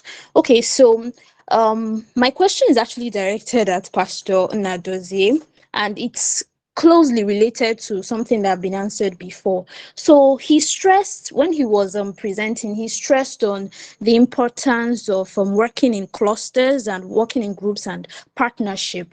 Okay, so personally, I believe that not everyone is meant to spearhead certain courses. I believe that there are people that are meant to support.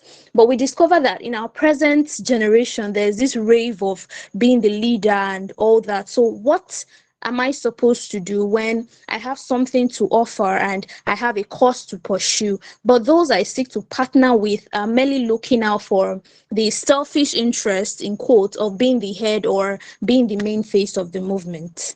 So that's my question. Thank you. Thank you very much, Anna, for that brilliant question. I'll be handing over to Pastor Toby now to answer the question. This question that I heard, I didn't hear the initial question. Was there another question apart from this? Oh, yes, there was.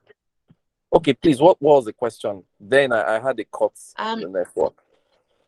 Oh, that was from Mr. Kolawole Iyanoluwa. He was asking about how he was talking about him having a program to fund, a social impact program, and having the problem of getting funds because people do not believe that his program is to impact the lives of others. They sort of just see it as this charity sham program where he was just taking the money from himself. So he's having a problem with having to relate to people that your donations are going to be used to impact people. So yes, that's the question. Thank you very much. So I'll take the second one and come to the first. You know, our friend, the lady who asked the second question, was talking about having a cause that would make impact, but not having people who will support it. And it's a regular challenge. So don't worry. Excuse me. It's not just back. In your own area that you find out that it's difficult getting supporters. I need to just mention certain things. Number one, good leaders are exceptional followers when necessary. Good leaders are exceptional followers when necessary. I'll give an example. I mean, here I am, I'm speaking at a conference. It's not my conference. The conference was convened by, Desmond. It's Desmond's conference. It's Desmond's brand. It's the Royal Leadership Conference. He owns his brand. And I'm speaking here because I was invited. If he did not invite me, I will not be speaking. So it's his brand, it's his conference. If I refuse to speak in anybody's conference, anybody's event, except it's mine, I will not be a good leader. Because anyone who seeks to stand alone should realize that no stars are always the fastest to fade away. Good leaders are always exceptional followers. He's told me the time, he's told me when to connect, he's told me when to speak. I attend conferences where they would even tell you what to put on. Good leaders are exceptional followers. So I think that's just the first thing we all need to understand. That if you are going to be a good leader, you need to also be an exceptional follower. You can't always be the one setting the pace. But guess what? Great leaders are those who, when they set the pace, every other leader is ready, willing, voluntarily to subsume their own visions into that wholesome vision, because that vision is wholesome enough to accommodate that of everybody, and everybody is winning together. So for you who is probably just starting, my question to you would be, how many people's events have you volunteered for? Not your events. You are there to support their vision. How many times have you been visibly seen as a good follower, as an exceptional follower of another person's brand?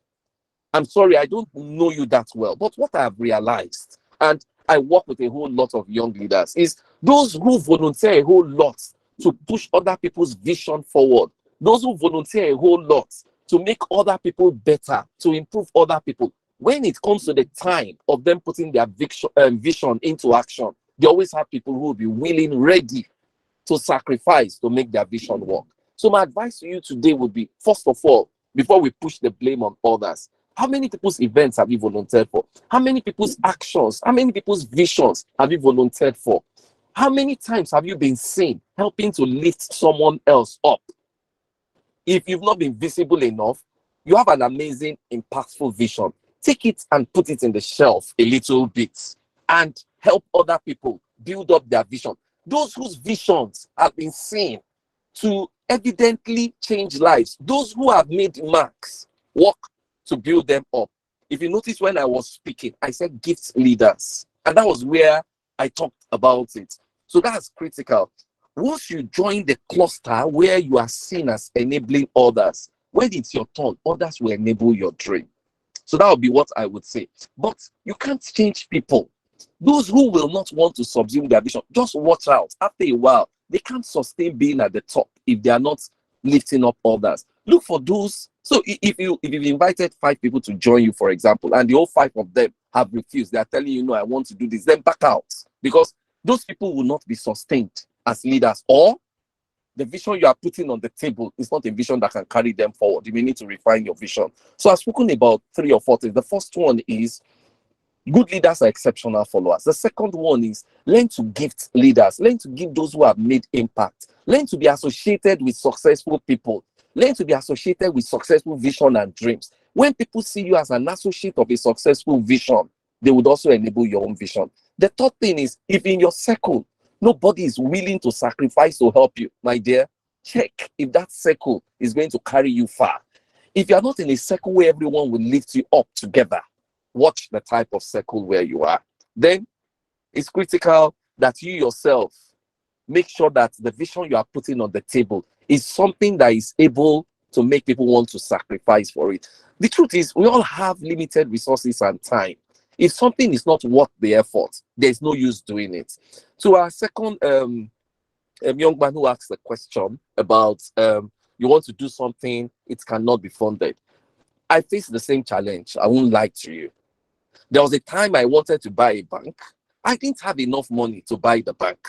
I was looking around. I was literally begging people, oh, I want to buy a microfinance bank. I need to raise about 120 million at that time. Today, you need to raise minimum of about 220, 240 million.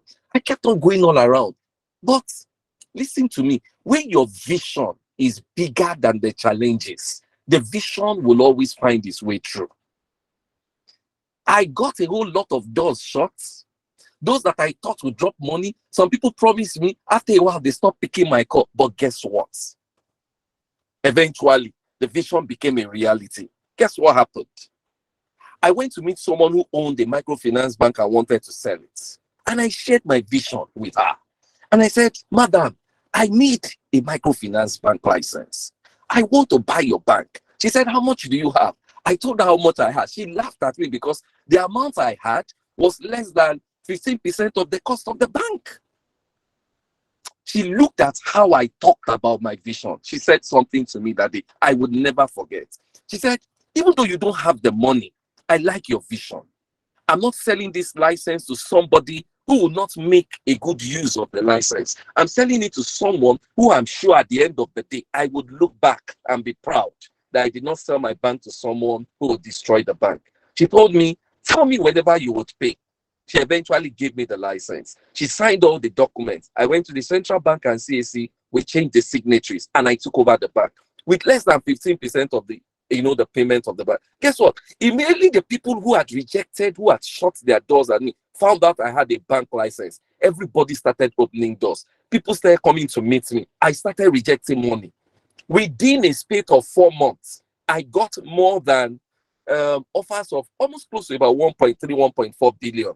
I was looking for less than 100 million before I got the license. So when your vision is bigger than the challenge, your vision will always cut through. So, but if your vision sees a challenge and backs out every time, go and check that vision. The vision is not strong enough.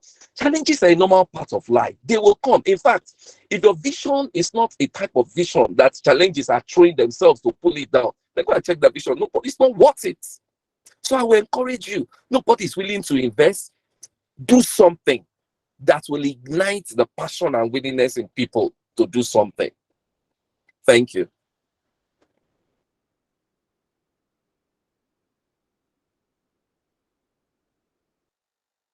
Thank you very, very much, Sam, Pastor Toby, for the answers you're giving to the question. I'm very sure that the persons who asked the question have been more than fulfilled by the way you've responded to their questions. I will now hand over to Mr. Desmond Nebue, who is the convener of the Royal Leadership Conference 1.0, to please give us the voting thanks. Yes, over to you, Desmond. The vote of thanks. Yeah, Please thank you so welcome in much, the comment section. This has been the person that has made this wonderful event to occur. For you to hear Pastor Toby speak, Mr. Emmanuel Olujobi has been Desmond who has reached out to them and convened this wonderful program. So yes, please do make him welcome in the comment section. Yes, over to you, Desmond. Thank you so much. Thank you so much. I see Mr. Emmanuel raising his hand. Before I move on, I don't know if he has something to say. Yes, I do, right? I was going to mention that the first speaker, the last two questions that we received, asking for ways to push his vision. I would like to work with a person, right, and help you learn a few things. An example is earlier this year in January, I was to host a conference and I did not have enough resources. So one of the things I did was to also approach Pastor Toby to leverage his resources. The church space, etc. So there are several ways you can achieve your vision, even if you do not have adequate resources at the moment. So happy to work with you to help you. I may not help you raise funds. I'm looking for funds myself, in case you have multimillionaire investors here. But on a serious note, let's work together. Would help you trim your visions. Like Pastor Toby has said, you need to learn from people, but also to take advantage of resources. All right. Thank you so much, Mr. Emmanuel. Thank you so much, Mr. Emmanuel. Me too, I'm coming to come and receive mentorship from you. I think it was Kola Wale that asked that question, right? Kola Wale, can you please unmute yourself? Yes, it was Iyanoluwa. Yeah, thank you so much. Okay. All right. So, Mr. Emmanuel, how would he reach out to you, just so we can? How should he reach out to you? Do you mind dropping your email or something so that he can connect with you, or LinkedIn? Right. So, yes, thank you so much, everyone, for this session. Yeah, Mr. Emmanuel has dropped his email, so Iyanoluwa, please go ahead and check and send him an email. Thank you so much, everyone, for joining this session. I'm blown away, really, literally. Right. One of the I like to speak, I like to teach, I like to talk, I like to host events and all of these things. Now, the reason for that is because I've come to realize that doing all of these things also apart from the fact that it impacts others, it also impacts me because I get to learn more. I get to learn from speakers and people, and even when I'm the one speaking, I get to do research and learn more. Right. So first of all, I want to appreciate everyone for coming here today. Everyone for coming here without exception. Thank you so much for being here today. I also want to appreciate our guest speakers, PT, Pastor Tobe, for being such a mentor and for being such a father and for being such a great and awesome speaker. Right. I also want to thank Mr. Emmanuel for also being such a humble mentor and great speaker too. Right. So thank you so much, everyone. Right. All of these that we have seen here put together would not have been possible without the efforts of some great personalities who have been working behind the scene right from the time I got the vision that okay, I want to do this. You know, I quickly Pastor was saying you get like-minded people. So I reached out to a few of them and we have been able to work together to bring this, right? One of those great people who's on the call with us is Pelumi Lawrence, who has always worked with me in terms of strategy and seeing how best we can deliver, how best we can, you know, the people we can bring on and all of those things. Thank you so much, Pelumi, for all of your efforts. Another person who has also worked with me on this is Esther Oladejo, who has also been great at the contents, you know, and all of those things. Also, we have Martins Kesene, Kesene Martins, who has also been the one helping us with the graphics, all of those lovely designs. Thank you so much for that. And yes, our wonderful compare, our host for tonight, she did a wonderful job. She did a fantastic job. Please, everyone, can you just help me thank her in the chat box? I mean, she was really, really awesome. Marvelous Adelaja. Thank you so much for all of the great things that you are doing. Now, a feedback form will be sent to us. So please, let's send. Pelumi, please, can you help me send the form on the chat, please? The feedback form will be sent on the chat by Pelumi Lawrence. So everyone can just fill in the form and let us know what you think, and let's go from there. So thank you everyone for joining. Thank you everyone for being here. We have come to the end of the session. Please do endeavor to fill in the feedback session and the feedback form. Thank you so much, PT. I just saw your message. Thank you so much. But please, let's have the feedback form so people can fill it on their way out. Yeah. So we have come to the end of the session. Thank you everyone for making this possible. Bolu Atife, Ayuba, Success, Kayode Success, Omotosho, Janet Ogwehi. These people have literally worked together with me to ensure that all of these things have become a success. Thank you so much. Yeah, so that's the form there. Thank you so much, Pelumi. So that's the form there. Please, let's fill in the feedback form as we take our leave. Thank you so much, everyone, for coming. You get an email about the next session. The next session is coming. It's going to be very powerful. It's going to be very powerful. You'll get an email about that. Thank you so much. I can see your messages and I'm indeed very grateful.